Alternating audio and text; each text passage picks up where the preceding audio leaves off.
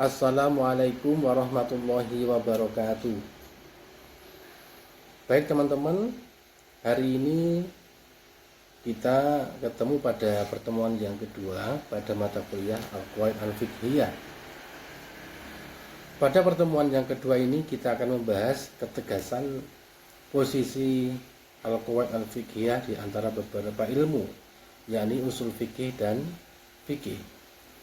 Sebelum kita membahas masalah ketegasan posisi, maka kita mereview kembali pada pertemuan sebelumnya, yakni pada pengertian fikih dan kaidah. Fikih secara bahasa adalah al-fahmu, yang berarti paham. Sementara menurut istilah disebutkan al-ilmu bil ahkam syar'iyyah al-amaliyah ma'a adillatiha. Suatu ilmu tentang hukum-hukum syarak yang bersifat amaliyah beserta dengan dalil-dalilnya. Sementara yang kedua, yakni kaidah secara bahasa berarti al-asas, yaitu fondasi. Sementara menurut istilah adalah hukmun kulliyun yantabiqu ala juz'iyyatihi yata'arrafa ahkamaha minhu. Ketentuan aturan umum menyeluruh yang meliputi semua bagian-bagiannya supaya dapat mengetahui hukum-hukumnya berdasarkan ketentuan umum itu. Kalau kita gabungkan dua kata tadi menjadi al-qaidah al-fiqhiyah atau al-qawaid al-fiqhiyah, yang berarti hukmun syar'iyyin bi qadiyati aghlabiyatin yata'arafu minha ahkamu ma dakhala tahtaha, yaitu suatu aturan norma yang bersifat syar'i pada ketentuan yang mayoritasnya meliputi persoalan-persoalan yang dengan aturan atau norma itu dapat ditentukan hukum-hukum yang menjadi bagian di bawah dari aturan norma itu. Seperti dalam lingkaran ini merupakan gambaran antara al-qawaid dan bagian-bagiannya. Di sini ada lingkaran besar yang di dalamnya ada bulatan-bulatan kecil, di mana bulatan-bulatan kecil itu merupakan wujud daripada masalah atau persoalan-persoalan fikih. Sementara lingkaran besar itu adalah qaidahnya.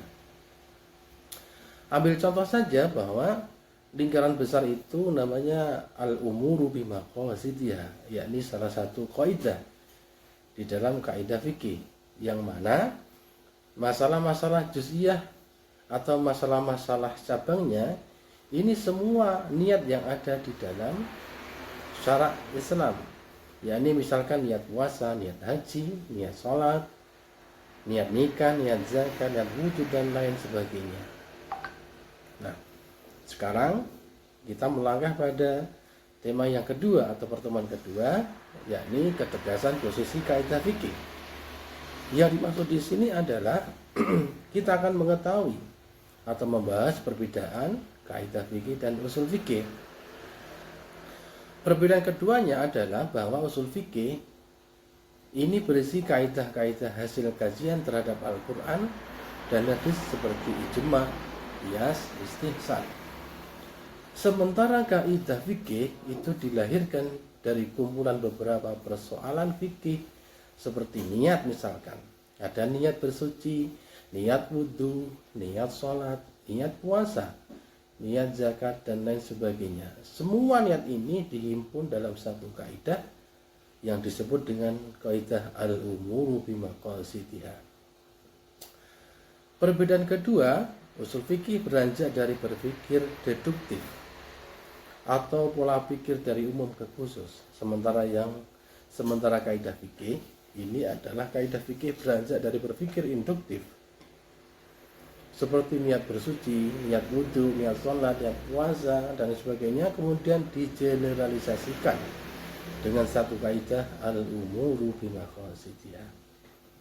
Yang ketiga, usul fikih berfungsi sebagai alat untuk menganalisis atau mengistimbat hukum seperti teori uruf yang digunakan untuk mengkaji, menganalisis, atau menjawab status hukum suatu tradisi.